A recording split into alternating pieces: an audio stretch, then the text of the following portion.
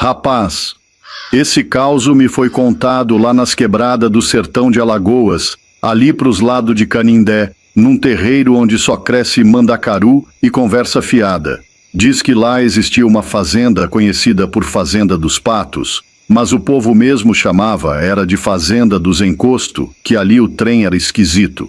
O povo dizia que naquela terra seca e torta, em 1938, o cangaceiro Corisco, aquele mesmo, o cabra doido que andava com lampião, tinha degolado uns inocentes tudo num acesso de raiva, jurando que era vingança. Só que matou errado. Errou o alvo e acertou foi o juízo da fazenda, que ficou assombrada desde então. Nada vingava ali. Plantava feijão, nascia, era formiga. Jogava milho pro gado, aparecia, era urubu, só crescia pimenta brava e espinho do capeta. Eis que um cabra metido a corajoso, de nome Zé de Elson, mas o povo chamava era Zé de Elson, que sertanejo não fala nome certo nunca, cismou que queria ir lá ver esse mistério de perto. Quero é tirar a limpo esse falatório, dizia ele com peito estufado e coragem emprestada do último gole de cachaça. Levou consigo seu primo, o Mané Gervásio, um cabra magro que só o pau da barraca, mas que era parceiro pras doideiras tudo. Saíram de burro, com o sol esturricando o lombo, até chegarem na tal cidadezinha vizinha, no cair da tarde. Chegando lá, foram atrás de alguém que conhecesse o caminho da fazenda. Mas ninguém queria nem escutar o nome Fazenda dos Patos. O povo fazia o sinal da cruz e cuspia pro lado, com medo até da sombra. Foi aí que apareceu um vaqueiro estranho, com um chapéu enterrado até as orelhas e um cheiro de bode molhado. Disse que se chamava Domingão. O bicho era calado, mas se ofereceu para levar eles até a fazenda, desde que pagassem em pinga ou carne de sol, o que tivesse mais perto. Vocês têm medo de alma? Perguntou o tal Domingão. Eu? Disse Zé de Elson. Tenho medo é de gente viva com fome e faca. Alma não assusta não, que já nem paga conta. E foram os três. Chegaram na fazenda quando o céu já estava derramando estrelas. A tapera ali era de fazer cachorro mijar para trás. Casa de barro rachada, telhado com mais buraco que peneira de garimpeiro.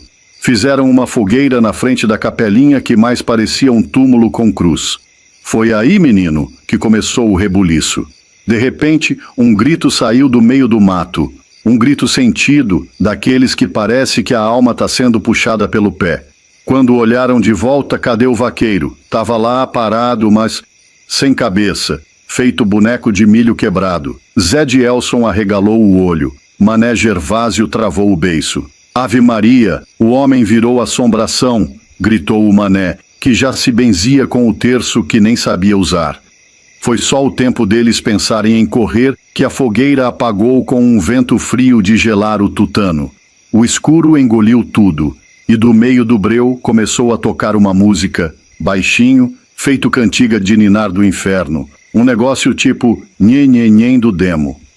Quem tá aí? Gritou Zé, com a voz meio desafinada de medo.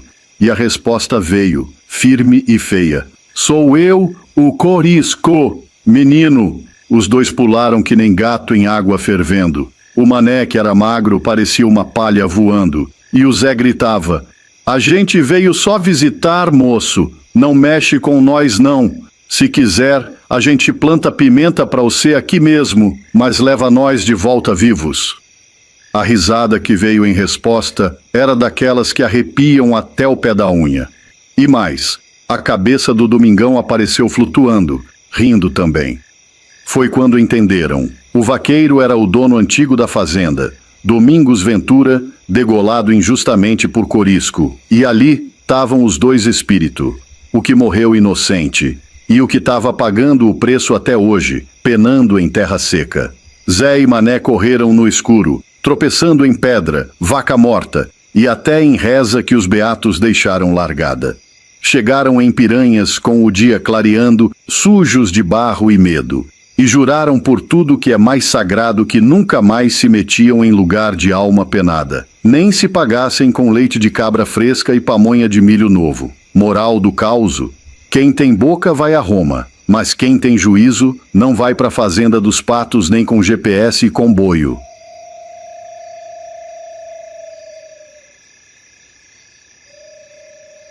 Essa história que eu vou lhe contar é daquelas que a gente ou ri ou chora.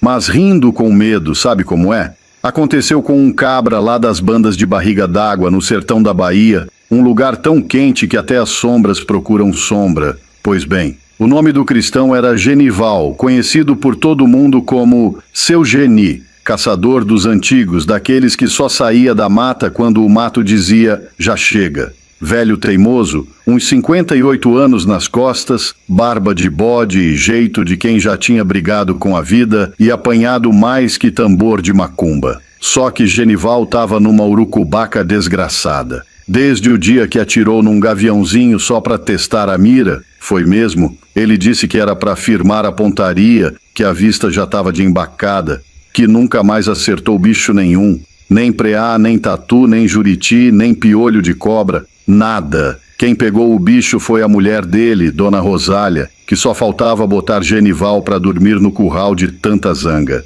Esse homem só traz vento para dentro de casa, dizia ela. E era verdade. O último caça que alimentou a casa foi um tejo que ela mesma matou com uma vassourada.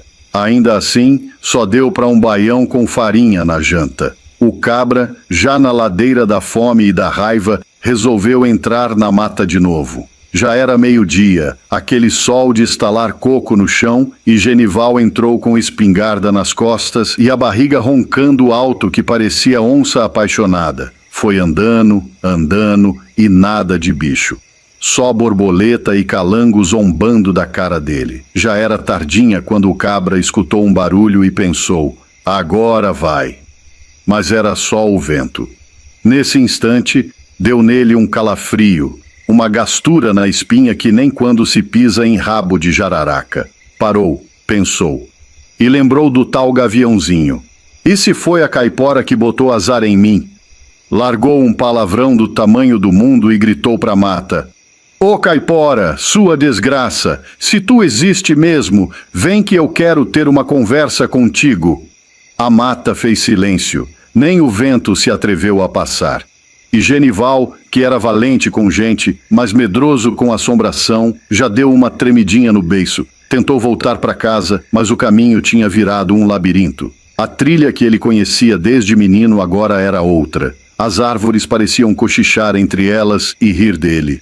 Oxente, que mata é essa que muda de lugar? Murmurou. De repente ouviu uma risada fina, daquelas que não se esquece nem com reza braba. Vinha de dentro da mata, atrás, dos lados, da frente, de dentro da cabeça dele, talvez. O cabra gelou mais que cuscuzeiro fora do fogo. Quem tá aí? Gritou com a voz já falhando. E veio a resposta, bem baixinha.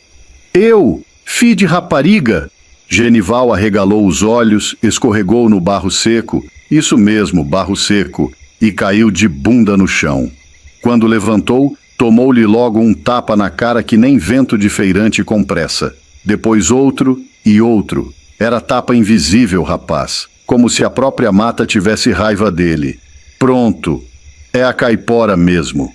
Vim brincar comigo, murmurou ele, já se benzendo com a coronha da espingarda. Tentou correr, mas toda vez que achava um caminho, aparecia um pé de pau no meio da frente. Parecia que os troncos se mexiam só para atrapalhar. Do nada, a risada veio de novo, mais forte, mais debochada. Ô Genival, trouxe meu presente? Que presente? Eu nem lembrava de tu, mulher de capeta. Pois trouxe foi tua surra de volta, respondeu a voz. Foi chicotada de cipó até nos pensamentos. O cabra só gritava, eu juro que não mato mais nem pernilongo, me deixa, mulher da peste. No fim das contas, ninguém sabe como ele voltou. 4 dias depois, apareceu na porta de casa, todo ralado, com a cara inchada, mais magro que promessa de político. Rosália olhou para ele e disse, já voltou, Zé Desgraça? E o tejo trouxe? Genival só respondeu, eu trouxe foi respeito pela mata. A caipora me ensinou. Desde esse dia nunca mais caçou bicho. Virou artesão, começou a vender colher de pau na feira e contar essa história para quem quisesse ou não ouvir. E sempre terminava dizendo, se um dia você ouvir uma risada na mata, não discute. Se benza, corra, ou leve sua surra calado, porque a caipora não perdoa gaviãozinho.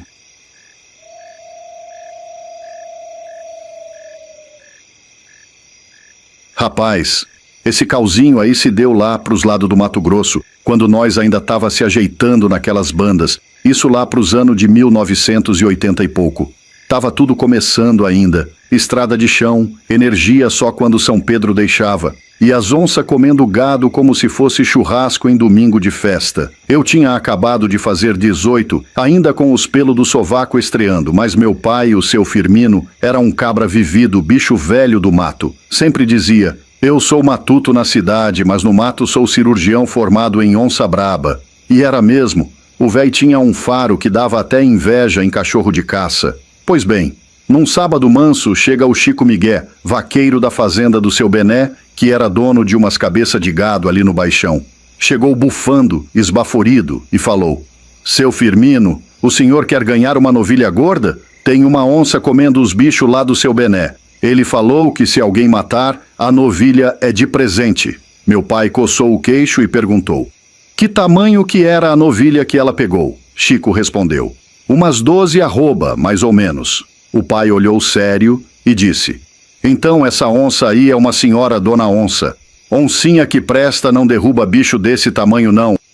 Aí Chico tentou remendar: não, seu Firmino, disseram que ela é pequena, só parece grande por causa do rabo. Meu pai bufou: rabo de onça não pega novilha não, fio. Isso é coisa de onçona mesmo. E outra, minhas espingardas aqui não serve pra isso não. Tem uma cartucheira 32 que emperra mais que mula véia e uma de carregar pela boca que é mais pra assustar tatu do que matar onça. Nisso, o pai já tinha decidido que ia ficar fora. Só que aí apareceu o cabra mais animado que jegue solto em feira. O tal de Arlindo Paraíba.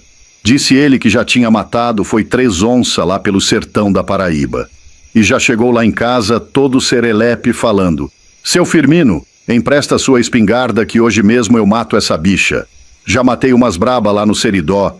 Essa aí vai virar tapete. Meu pai riu e falou: uai, mas cê nem viu a onça ainda e já tá vendendo a carne da novilha? O Arlindo era assim, cheio de coragem. Dos outros. Aí ele olhou pra mim e falou: e tu, Biló? Bora lá focar pra mim, homem.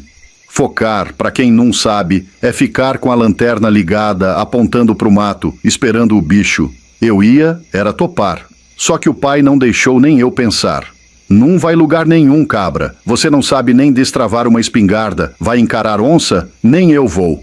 Mas pra não deixar o Arlindo ir sozinho fazer o trepeiro, pai foi lá com ele, só pra dar assistência no lugar. Chegaram lá, no meio do pasto ralo, capoeira só, 2 varão de embaúba para subir e amarrar a isca, que era outra novilha. Só que o Arlindo amarrou a bicha justo no pé da embaúba mais fina, a que ele mesmo ia subir. Pai ainda falou: cabra, se essa onça puxar com força, você vai junto igual banana em penca.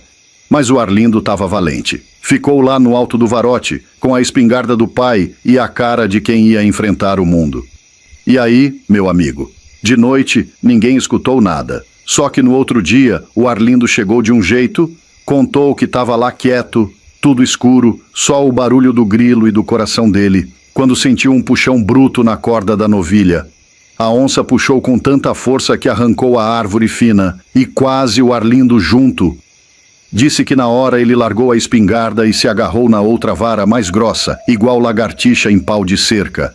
E a onça levou a novilha e o pau inteiro arrastado. O Arlindo ficou pendurado, tremendo mais que vara verde. Perdeu a espingarda, a coragem e quase o orgulho.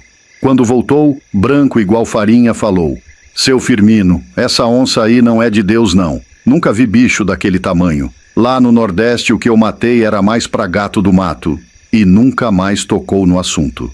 Se alguém falasse onça perto dele, ele já se benzia e trocava de calçada. E nós até hoje, quando lembra, dá risada. Porque coragem de boca é fácil. Difícil é segurar a vara quando a onça puxa o pau.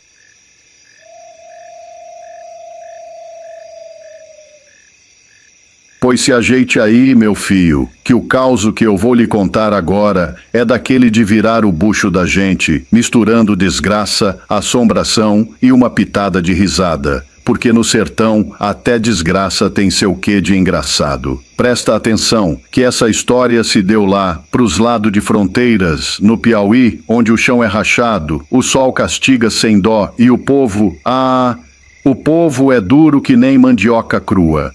Pois num é que um dia o véi Toinho, um cabra ranzinza com a cara sempre virada num rebojo de mau humor, resolveu ir com o irmão dele, o seu Neco, fazer uma visita à irmã deles, a Luzia.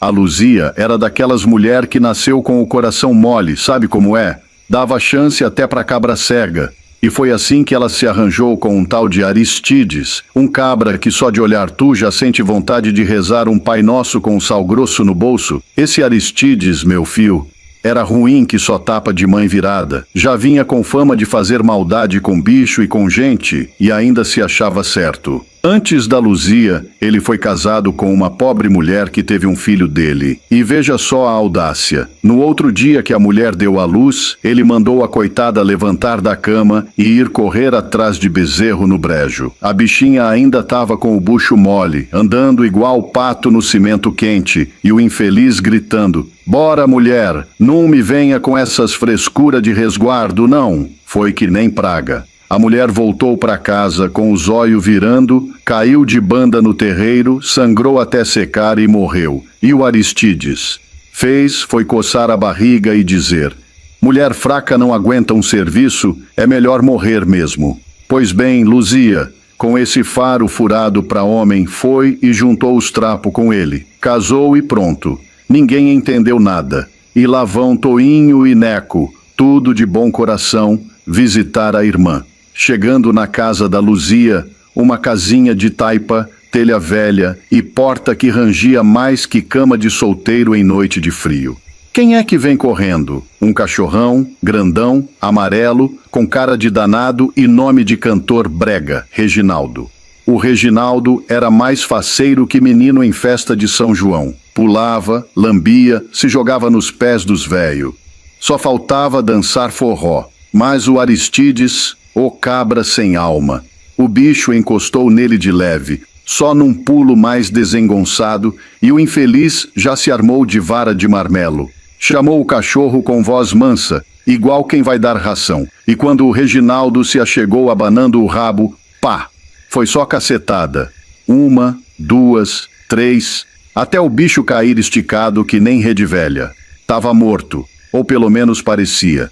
Toinho e Neco se entreolharam com a cara de quem mastigou rapadura com pimenta, mas não disseram nada. O medo era grande, e cabra ruim daquele jeito, a gente tem que engolir a raiva com farinha. Voltaram para a cidadezinha já no finzinho da tarde. Toinho sentou na calçada para tomar um café e acender um cigarro de palha, quando ouviu um barulho no portão. Olhou. Era o Reginaldo. Sim, meu filho. O mesmo cachorro que levou uma surra de matar jumento. Tava lá, todo lascado, com o lombo roxo, a cabeça pendendo pro lado e o rabo ainda abanando. O bicho andava igual quem tava com uma perna mais curta que a outra. Mas chegou. Toinho cuspiu o café na hora. Vixe Maria, esse cachorro é bicho ou é encosto? Pegou o bicho, tratou com banho de folha. Ungiu com azeite de dendê, passou até sebo de carneiro nas feridas. Reginaldo foi se ajeitando, melhorando aos pouquinhos, e ficou morando por lá, mansinho feito reza de beata. Mas não é que o Aristides, feito urubu farejando carniça, apareceu de novo? Viu o cachorro, arregalou os olhos e disse: "Não é possível, esse peste tá aqui ainda?" Sem dizer mais nada, pegou uma ripa e, num golpe só, deu-lhe outra vez. Nem tempo deu do Reginaldo latir, o bicho caiu durinho. "Toinho", ele falou como quem pede para comprar pão, "leva esse cachorro pro mato, joga lá perto do açude. Toma aqui 10 conto, que é para garantir que esse trem não volte." Toinho foi. Botou o bicho num saco de arroz velho e largou lá no canto do mato. Disse que não teve coragem de enterrar, só deixou ali e voltou. 2 dias depois, Toinho estava cortando fumo no terreiro quando ouviu um chorinho. Olhou para a cerca. Lá vinha ele. Reginaldo. Meu fio parecia bicho de filme de terror. Um zumbi canino, o zóio virado, as tripas quase aparecendo, andando igual caranguejo baleado. Mas veio, queria entrar. Foi se arrastando até debaixo da cama do Toinho. O véi ficou branco que nem farinha de mandioca. Chamou o Aristides de novo. E lá veio o cabra com a mesma fúria. Pegou o bicho, amarrou, botou pedra, fio, saco e levou pro mato com as próprias mãos. Dessa vez disse: agora ele não volta nem se for invocado em missa de 7º dia. Toinho ficou com aquilo na cabeça. Uns dias depois, sonhou com o cachorro. No sonho, Reginaldo falava: só quero paz, meu compadre. O véi se levantou suando, foi lá no mato, achou o saco. O bicho tinha se mexido tanto dentro que o saco estava rasgado, a corda quase solta, mas não conseguiu sair. Estava morto, morto de vez. Agora escuta o que vem depois. Passaram uns meses e Aristides começou a definhar. Primeiro foi uma febre danada. Depois umas feridas estranhas que comia a carne. Parecia que tinha um fogo dentro dele. Os miolos dele fritaram de um jeito que o cabra gritava dia e noite. Ninguém podia nem chegar perto, que o fedor era de azedar o juízo. Morreu seco, esturricado, sozinho, babando. Diz o povo que foi castigo. Dizem que foi Reginaldo que veio buscar. E o cachorro nunca mais se viu. Mas quando dá noite de lua cheia, lá pros lados da casa do Toinho, o povo jura de pé junto que houve um latido triste, bem longe, arrastado, como quem pede justiça. E é isso, meu povo. Se essa história foi invenção ou verdade, aí eu já não sei. Mas que tem coisa que a gente não explica, isso tem. E bicho ruim sempre paga. Mais cedo ou mais tarde.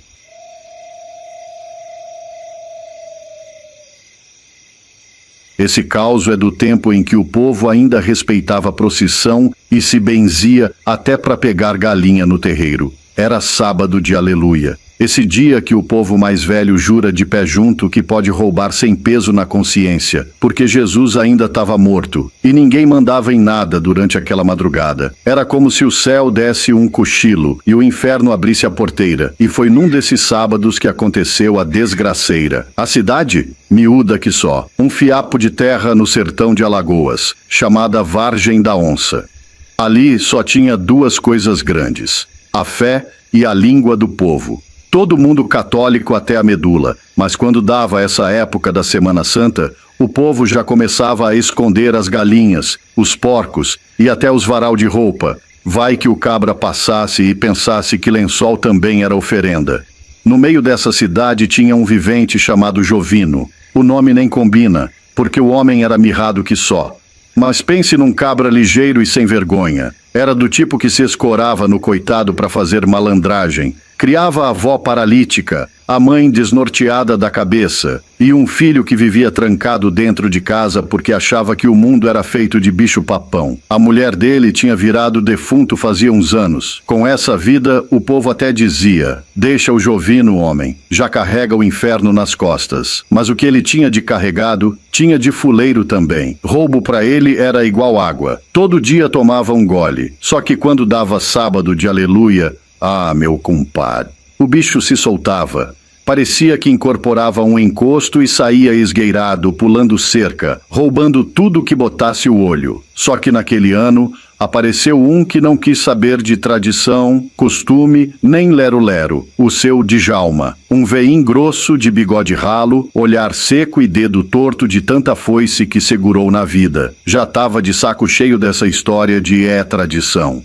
Reuniu o povo num galpão na última oração da quaresma e depois da reza largou no seco.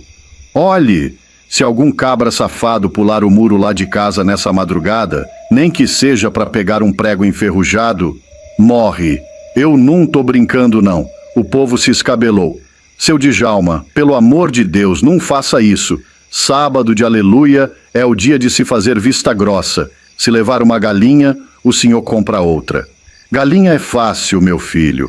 Quero ver comprar a paciência que eu perdi com esse povo folgado. E foi dito e corrido. No outro dia, Neném do Arraial, que era linguarudo e amigo de confusão, correu e contou pro Jovino.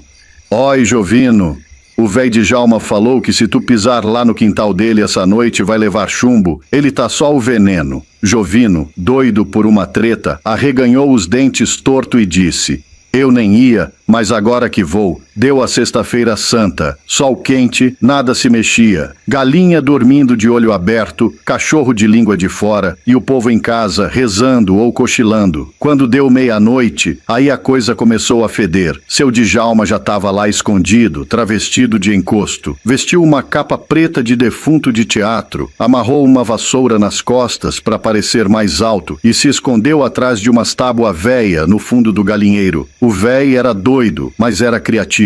Jovino, que já era rato de quintal, pulou a cerca de arame farpado com a leveza de um gato magro. Chegou no galinheiro por baixo do pé de tamarindo, que fazia uma sombra mais escura que dívida antiga. Abriu a portinhola, meteu a mão no poleiro e catou 3 galinhas de uma vezada só. As bichinhas nem cacarejaram. Tava fácil demais. Mas foi na hora de sair, minha filha, que o mundo desandou. O homem virou de frente para sair e, do nada, apareceu um trem preto, alto que só um poste de feira, com a cara tapada e braço esticado. Jovino arregalou os olhos, deu um grito que nem ele ouviu, largou as galinhas que saíram batendo asa e pena, tropeçou num toco de raiz e, catapum, bateu a cabeça e apagou. Nem teve tempo de xingar. Seu Djalma, que achava que tinha dado um susto divertido, correu para ver se o cabra estava bem. Quando viu Jovino estirado, branco que nem vela de finado, ficou doido. Levou ele para o hospital, mas já era. Jovino morreu. Não foi nem da pancada, foi do susto mesmo. O coração, que já estava todo surrado de tanto aperreio, não aguentou. Parou ali mesmo, no pé do galinheiro. Seu Djalma entrou em agonia, chorava escondido, não queria comer. Ficou seco e fraco. Morreria uns 2 meses depois de tristeza, dizem uns. Outros juram que foi castigo. E desde então, minha filha, pode bater a meia-noite do sábado de aleluia, que ninguém mais em Vargem da Onça se atreve a pular quintal. As galinhas dormem em paz. E o povo diz, em sussurro, que de vez em quando ainda se ouve um cocorico triste, lá perto do pé de tamarindo, como se fosse alma penada de galinha assombrada. E esse foi o dia em que o ladino se engasgou com o próprio medo.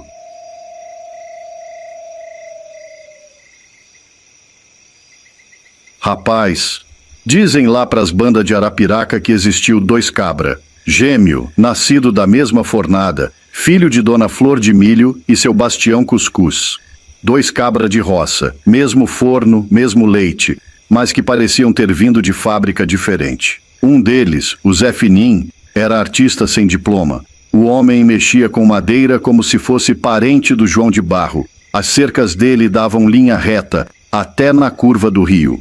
Curral que ele fazia parecia varanda de igreja, simétrico, bonito, cheiroso. Fazia os fazendeiros ficar de beiço caído. O outro era o Miquim. Pense num cabra atrapalhado. A cerca dele parecia que tinha sido feita por um jegue bêbado. Curral com mais torto que promessa de político. Não era ruim de serviço, não. Mas era sem dom mesmo. A vida é dessas. Aí já viu, né? O povo só queria saber de contratar Zé Finim. Miquim, coitado, só pegava os restos, os bico, se o outro não puder, eu te ligo. Aquilo foi enguiçando ele por dentro, foi criando um azedume na alma, um fel no espírito. Até que um dia, Miquim armou um plano do Tinhoso. Chegou lá onde Zé Finim estava ajeitando uma cerca na fazenda do Coronel Pitoco e falou: "E aí, meu irmão, tá precisando de uma mão aí, não? Tô com as mãos coçando para trabalhar." Zé Finim, na paz de Deus, respondeu: "Oxe, agradeço não, vice, já tô terminando, e tu sabe que eu sou bicho solitário no serviço, mas atrapalho que ajuda." Aí Miquim deu aquele sorrisinho de cobra com fome. "Tá certo então, mas passa lá no meu ranchinho qualquer hora pra almoçar. Fiz um mocotó com machixe que tá uma benção." Zé Finim, besta não era, mas tinha o coração bom que nem caldo de feijão. Disse: "Passo sim, pode deixar." E passou mesmo. Uns 2 dias depois, bateu lá no ranchinho do irmão. Almoçaram até o umbigo pedir arrego. Comeram, arrotaram e foram cochilar debaixo de uns pés de manga lá no fundo do terreiro. Deitaram os 2, chapéu na cara. Zé Fininho apagou no sono, Miquim só fingindo. E aí o bicho pegou. Miquim se levantou sorrateiro, pegou uma pedra que parecia cabeça de jumento e paf! Mandou Zé Fininho pro andar de cima. Mata na hora, frio, sem remorso. Enterrou o irmão ali mesmo, debaixo do pé de manga, e ficou por isso. No sertão, quem some, o povo acha que foi pro Pará ou casou com alguma beata e virou crente. Passaram-se uns 12 anos. Miquim casou com Dona Jovelina, mulher de fala grossa e buço fechado. Tiveram uma menininha, a Ritinha, mais doce que rapadura em cauda. A bichinha era a alegria da casa. Corria, gritava, catava lagartixa no quintal. A casa melhorou, a roça deu uma engrenada e tudo parecia nos conformes. Só que o pé de manga foi derrubado no tempo da reforma. E bem no lugar onde Zé Fininho estava enterrado, nasceu um formigueiro, daqueles formigão Cabo Verde que tem o ódio no ferrão. Botaram diesel, soda cáustica, reza braba e as formigas nem tchum. Ficaram lá, firmes, feitas para vingar. Um dia, Ritinha viu os porquinhos que a mãe criava num mangueiro mais para baixo. Foi correndo, tropeçou num toco e vupt, caiu com tudo dentro do formigueiro. As formigas viraram um enxame do capeta. Ferrou, picou, virou festa de raiva. A bichinha gritou tanto que até passarinho calou. Miquim correu, tirou ela dali, levou pro povoado, tentou de tudo. Mas já era. A menina se foi. No outro dia, o formigueiro sumiu. Do nada. Terra limpa, como se nunca tivesse tido nada ali. Nem um formiguinha para contar história. O povo começou a desconfiar. E Miquim, no meio da bebedeira de desgosto, desabafou no boteco do baixinho da pinga. Contou tudo. Que matou o irmão. Que enterrou ali. Que o formigueiro nasceu no lugar. E aí pronto. O povo não perdoa, mas entende. Disseram que era a alma do Zé Fininho que ficou ali, empoleirada na terra, esperando a chance de ferrar quem merecia. Só que o destino é torto. Quando vem a justiça do céu, ela não pergunta, não explica e não tem dó. Foi castigo? Foi. Mas teve gosto de tragédia. Miquim sumiu depois. Dizem que virou ermitão nas bandas do Catolé. Outros dizem que virou pastor evangélico. Vai saber. E é isso, meus fi. Se é verdade ou invenção, eu não sei. Só sei que onde tem formigueiro que não morre, tem defunto enterrado por perto. E lembrem, quem planta inveja, colhe picada. E às vezes, do pior tipo.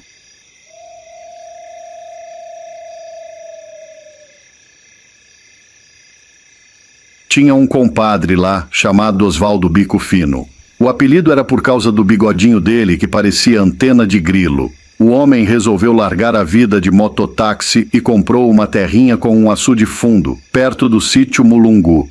Disse ele que ia virar empresário rural moderno.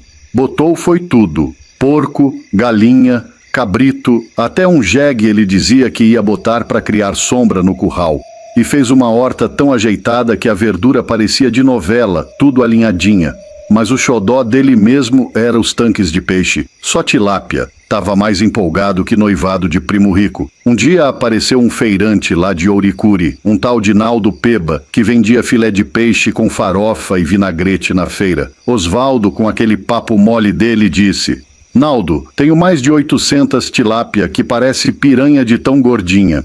Quer arrematar, é só chegar no sábado que vem." Naldo topou na hora. "Se for filé de primeira, arremato tudinho." Na sexta-feira, Osvaldo chamou o amigo dele, Mané Caceteiro, para ajudar a passar a tarrafa. Disse que ainda tinha umas 600, pelo menos. Só que, quando puxaram a rede, Ave Maria, parecia que tinham varrido o açude com vassoura de bruxa. Apareceu só umas 110, e olhe lá, Osvaldo quase engoliu o boné. Ficou tão roxo de raiva que parecia que tinha chupado caju verde. Mané, que era mais calmo, apesar do nome, falou: "Osvaldo, não grita não, capaz do cabra que tá fazendo isso ouvir. Vamos botar uma câmera espiã e pegar o infeliz com a boca na minhoca." Botaram uma câmera escondida num balde de ração, dessas que vê no escuro igual gato. Na semana seguinte, lá vem o cabra de novo. Era um sujeito mirrado, todo de preto, parecia um morcego encarnado. Pulava a cerca com mais leveza que gato magro, pescava no escurinho e sumia. O plano foi armado. Osvaldo e Mané se esconderam atrás da casa de bomba, com um lampião na mão e uma corda na outra. Quando o cabra abaixou para puxar a tarrafa, Mané meteu a luz na cara dele e gritou: "Pega que é ladrão de tilápia!" O cabra tentou correr, mas escorregou num monte de bosta de pato e caiu que nem jaca madura. Foi aí que Osvaldo e Mané desceram o couro. Amarraram o cabra, deram uns cascudo, uns tapa com chinelo e até carão com peixe morto ele levou. Aí soltaram o infeliz. O sujeito saiu tropeçando nos tocos, todo esfolado, e ainda gritou: "Vocês vão ver, eu me vingo, eu volto, isso não vai ficar assim não." Osvaldo rindo disse: "Oxente, vai se vingar como? Jogando cabeça de peixe na porta?" Aí passou-se um ano inteirinho. E Osvaldo já nem lembrava mais do ladrão. A horta já estava maior, os porcos tudo gordo, e a filha dele, Ritinha, de 12 anos, vivia correndo pelo quintal com um bode que ela chamava de Nino. Num fim de tarde, Ritinha foi soltar o bode lá pro lado do açude. Nisso, apareceu de trás do mato o infeliz, o mesmo cabra, com o mesmo chapeuzinho fedido e a cara cheia de ódio. Só que dessa vez, não tinha mais peixe para roubar. Ele veio armado, mas em vez de fazer desgraça, atirou foi no bode. Isso mesmo, no bode da menina. O bode gritou, virou no chão e Ritinha correu para dentro de casa chorando. Quando Osvaldo soube, não teve choro nem vela. Pegou a espingarda de chumbinho e saiu no mundo atrás do cabra. Dias depois, a polícia pegou o homem tentando roubar ração em outra fazenda. Quando perguntaram por que ele atirou no bode, ele disse: "Para se vingar da humilhação, eles riram de mim. E eu jurei que ia voltar. Era para doer." O delegado olhou para ele e disse: "E doeu foi em ti mesmo, Mané. Matou foi o bode errado. A menina agora tá criando uma capivara de estimação e nem lembra mais de tu. Então, meu povo, moral do causo: ladrão que leva surra volta é doido. E bode, coitado, paga pato dos outros. E lembre-se, antes de bater num ladrão de peixe, pense se ele tem mira ruim. Porque se tiver, quem paga é o bode. Deus me livre de gente que guarda raiva mais do que comida na geladeira."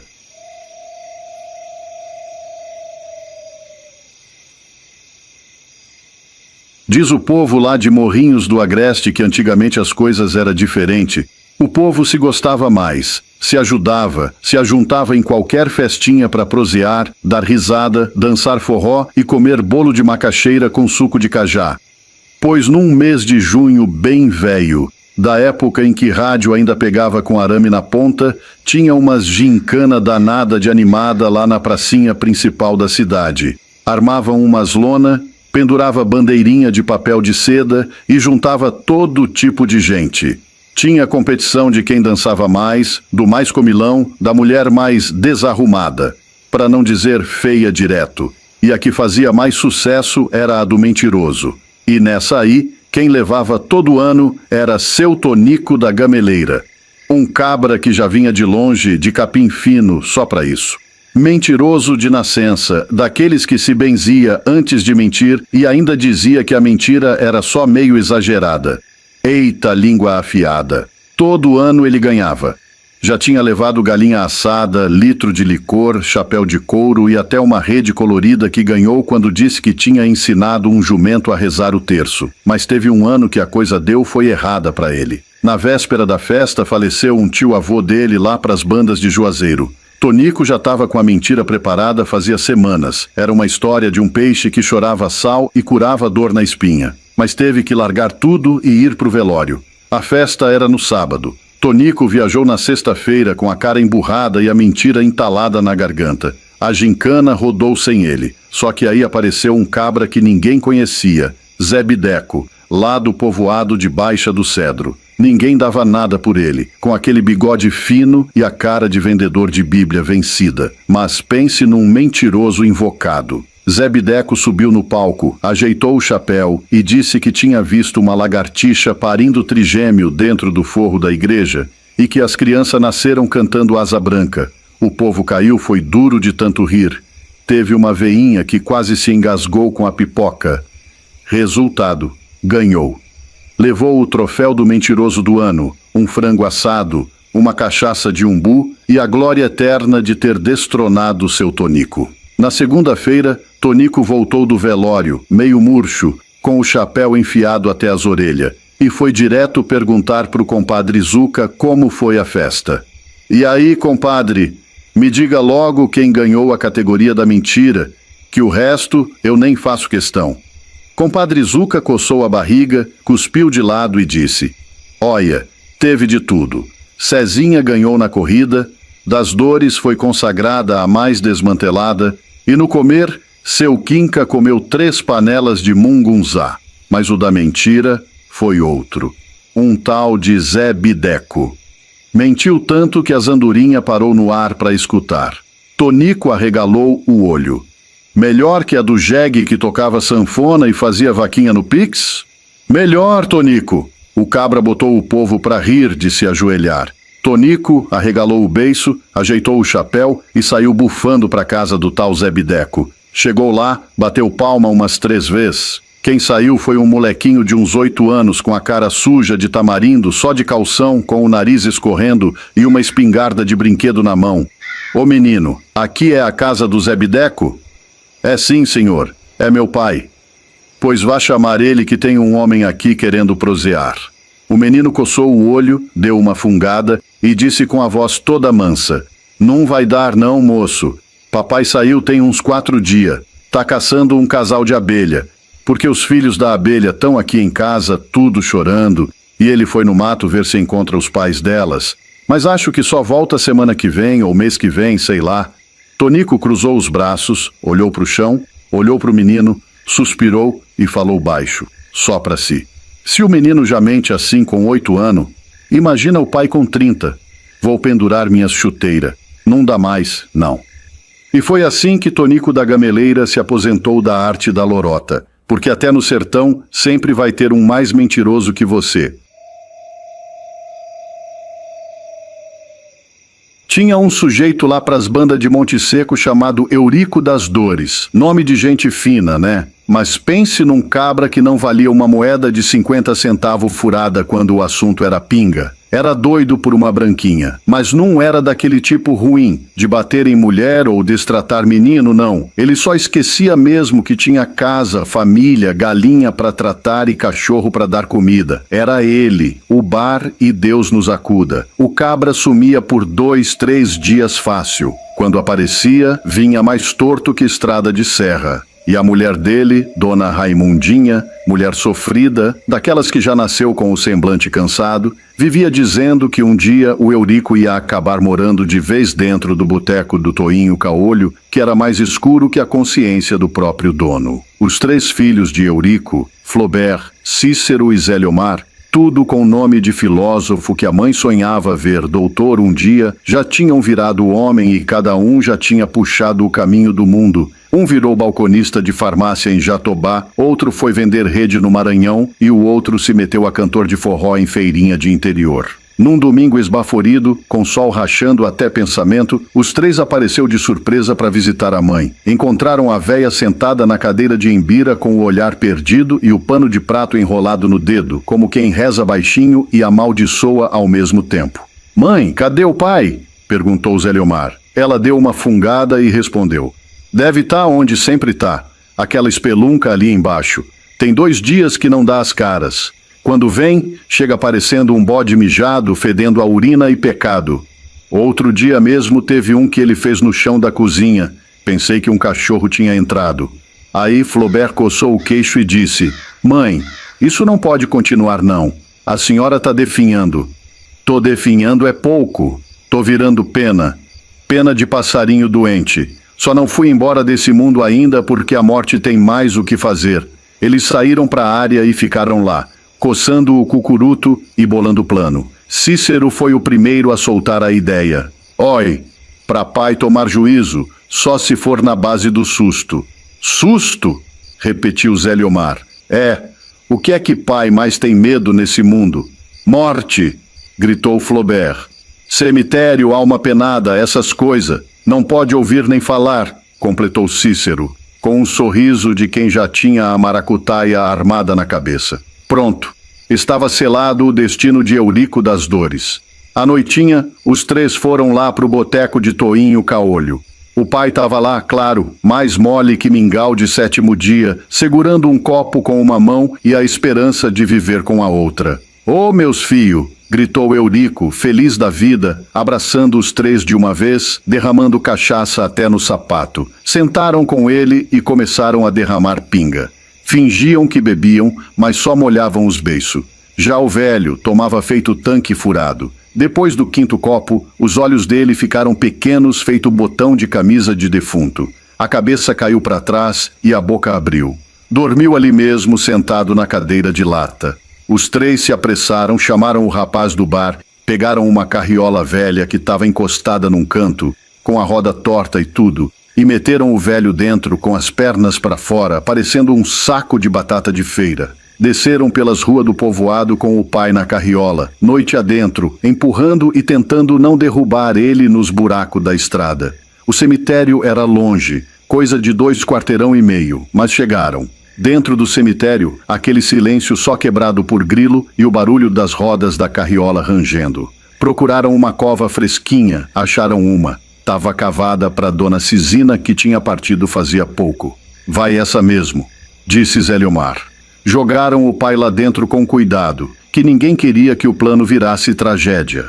A cova era funda. O homem sumiu dentro, só se via a penumbra do chapéu.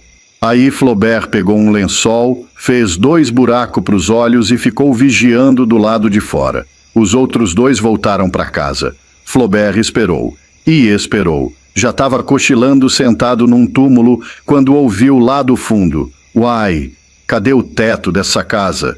Que lugar mais escuro!» O velho levantou com dificuldade, olhou em volta, coçou a barriga e disse: «Toinho? Cadê a pinga, Toinho?» Aí Flaubert, com a voz mais cavernosa que conseguia, falou: «Acabou, você morreu.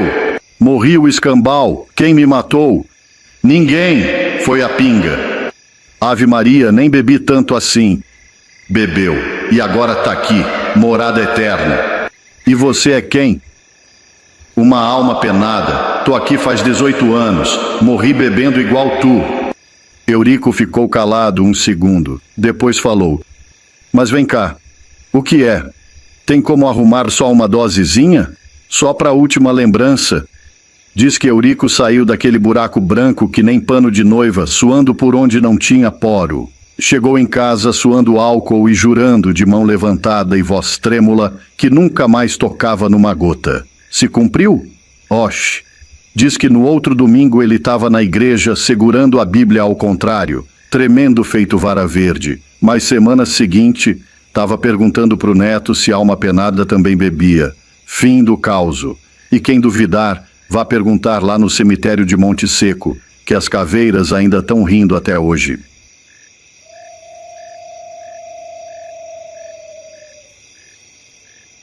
Rapaz, senta aí que lá vem história daquelas que a gente não sabe se ri, se chora ou se benze.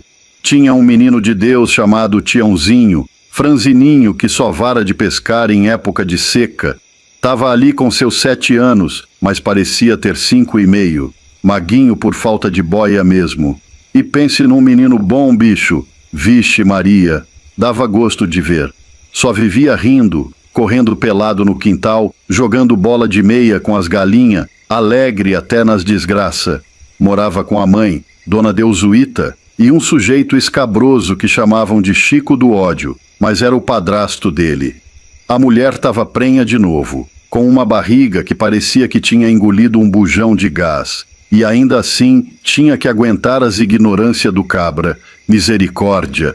O homem era ruim que só tapa de mãe bêbada, batia nela por coisa de nada, só porque o feijão não tinha toucinho ou porque o rádio estava chiando. Chico do Ódio passava mais tempo jogando no bar do Zé Canela e bebendo cachaça amarela do que em casa. E quando voltava, era só para arrumar confusão. Já chegou a passar 3 dias sumido, e quando aparecia, parecia que vinha era buscar guerra. Era grito, era porta voando, era panela revirada. Acontece que estava chegando o dia do aniversário do Tiãozinho. Ele todo animado, que achava que esse ano ia ganhar um pedaço de bolo pelo menos, ou um pirulito que fosse.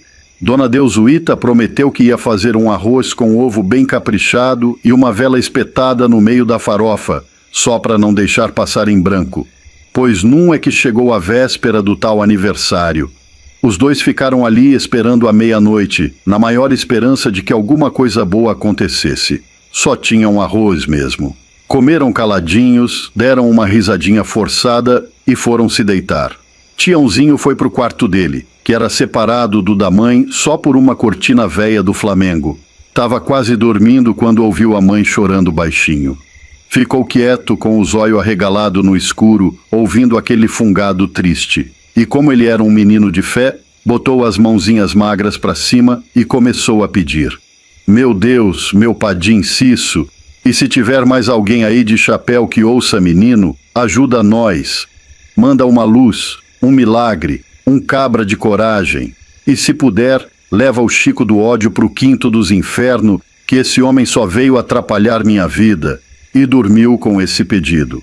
Quando foi bem cedinho, mal o galo do vizinho cantou, escutou foi o barulho da porta quase sendo chutada abaixo. Era ele, o cabrunco do Chico do Ódio, voltando todo atravessado, fedendo a suor, cachaça e aposta perdida. Já entrou xingando, pediu café com os beiços torto. A mulher não tinha nem botado a água para ferver. O homem jogou a jarra no chão, espirrou água quente nas canelas da coitada e ainda correu atrás dela no quarto. Deu-lhe uma cotovelada torta que fez a mulher cair dura que nem pau de cerca. Tiãozinho estava deitado, tremendo feito vara verde, quando o homem virou para ele com o zóio de fogo, pronto para dar-lhe uma surra. Mas foi aí, meu amigo. Foi aí que aconteceu o negócio esquisito. Apareceu na porta um cabra gordo, vestido todo de vermelho, com um chapéu pontudo, barba branca e rindo um riso doido. Ho, ho, ho! Mas não era Natal, não. Era junho. Tempo de milho e fogueira. O Chico do Ódio arregalou o zóio e berrou. Que diabo é isso, homem? Vai-se embora, doido! Voou no homem vermelho, deu murro, empurrou, mas parecia que estava batendo em uma árvore. O cabra nem se mexeu. Só pegou o Chico pelo cangote, levantou ele do chão como se fosse um saco de farinha e deu-lhe um tapa que ecoou igual trovoada em serra. Pá! Chico caiu duro, igual preá levando topada. O homem misterioso então pegou a dona Deusuíta no colo, ajeitou ela na cama com o Tiãozinho, puxou a coberta até o pescoço dos dois, passou a mão na cabeça do menino, deu as costas, jogou o Chico no ombro como se fosse um porco morto e sumiu na poeira da estrada. Tiãozinho, coitado, ficou com medo de levantar. Ficou ali, quietinho, e dormiu de novo. Quando foi quase 11 horas, acordou com a mãe fazendo cafuné nele. A casa estava iluminada e nem energia eles tinham. Foram para a cozinha e pense numa mesa farta. Tinha arroz, feijão, farinha, carne de sol, macaxeira, bolo de milho, refrigerante. Tinha até mariola, moço. E do Chico do Ódio, nunca mais se viu nem notícia. Tiãozinho jura até hoje que foi atendido pelo tal cabra do chapéu vermelho. Diz que era um tipo de Papai Noel fora de época, um justiceiro de aniversário, que escutou o pedido dele e veio resolver tudo no tapa mesmo. E eu, que não sou doido, escuto e não duvido. Vai que um dia eu precise fazer um pedido também.